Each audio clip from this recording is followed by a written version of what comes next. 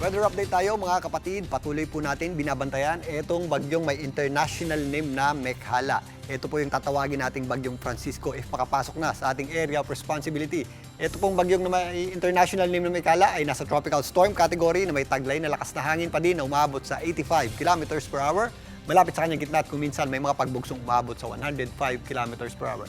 Ito po ay patuloy na kumikilos, pakanluran, sa bilis na 15 kilometers per hour at huling namataan ng Pag-asa sa layong 1,480 kilometers east ng southeastern Luzon. Yan po ay napakalapit na sa ating area of responsibility at posible rin pong makapasok ng ating area of responsibility ngayong gabi hanggang mamayang madaling araw. If ever makapasok na po yan sa ating par, ito po ay mabibigyan ng local name na Francisco. Sa ngayon, wala pa po yung direktang epekto sa atin pero yung kanyang trough o pagbali ng hangin ay nagdadala po ng mga posibleng pagulan sa eastern section ng Visayas at Mindanao. Samantalang, nagsisimula na rin pong bumalik yung ating habagat o southwest monsoon.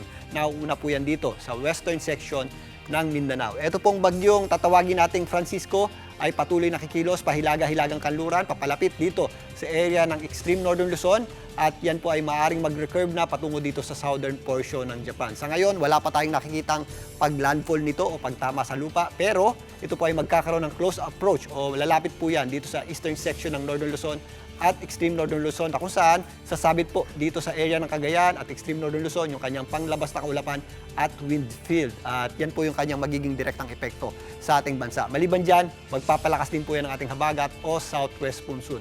After po niyan, yan po ay maaaring sa darating ng Monday hanggang Tuesday.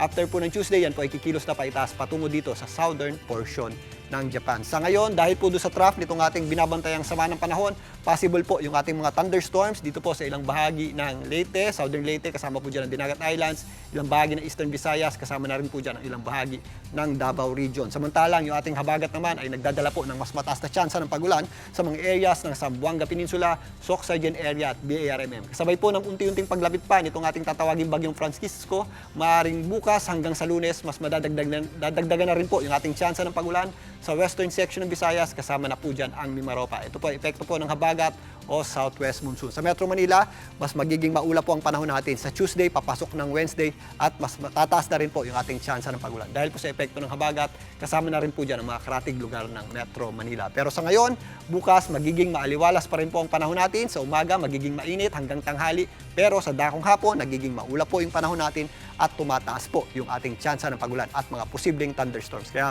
sa may mga lakad, ngayong linggo, ugalin pa rin po natin ang pagdadala ng payong at paghandaan po natin ang mga posibleng pagulan sa dakong hapon at gabi.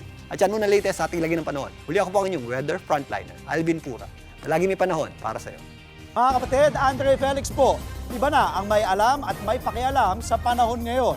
Para po sa tuloy-tuloy na balitaan sa Frontline kahit weekend, mag-follow at mag-subscribe na sa social media pages ng News 5.